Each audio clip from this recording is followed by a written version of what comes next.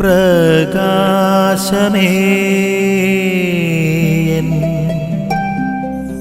മിഴി തുറക്കുക വേഗം.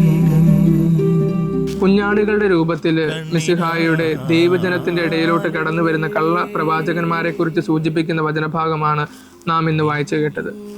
മിശിഹ പഠിപ്പിച്ച വിശ്വാസ സത്യങ്ങളെ തങ്ങളുടെ വ്യക്തിപരമായിട്ടുള്ള താല്പര്യങ്ങൾക്ക് വേണ്ടി വളച്ച് ഒടിച്ച് ജനത്തെ വഴിതെറ്റിക്കുന്നവരാണ് കള്ളപ്രവാചകന്മാരെന്ന് പറയുന്നത്. മിശിഹ നൽകിയിരിക്കുന്ന പ്രബോധന ശുശ്രൂഷ ഇന്ന് തുടരുന്നത് സഭയിലൂടെയാണ്.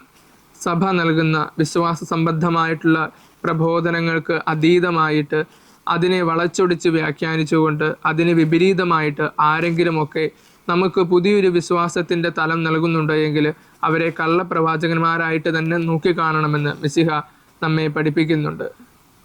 നമുക്ക് ചിന്തിക്കാം, നമ്മളുടെ വിശ്വാസപരമായിട്ടുള്ള ജീവിതം അത് നമ്മുടെ വ്യക്തിപരമായിട്ടുള്ള താല്പര്യങ്ങൾക്ക് വേണ്ടി മാത്രമാണോ? വ്യക്തിപരമായിട്ടുള്ള താല്പര്യങ്ങൾക്ക് വേണ്ടി ഏതെങ്കിലും സന്ദർഭത്തിൽ വിശ്വാസത്തെ നമ്മൾ ബോധപൂർവം വളച്ചൊടിച്ചിട്ടുണ്ടോ എന്ന് നമുക്ക് ചിന്തിക്കാം. അങ്ങനെ നമ്മൾ ചെയ്തിട്ടുണ്ടോ എങ്കിൽ കള്ളപ്രവാചകന്മാരുടെ കൂട്ടത്തിലാണ് നമ്മളുമെന്ന് മനസ്സിലാക്കുക. ശരിയായ രീതിയിൽ വിശ്വാസം പ്രഘോഷിക്കുവാനായിട്ട് നമുക്ക് ശ്രമിക്കാം. ആമേൻ.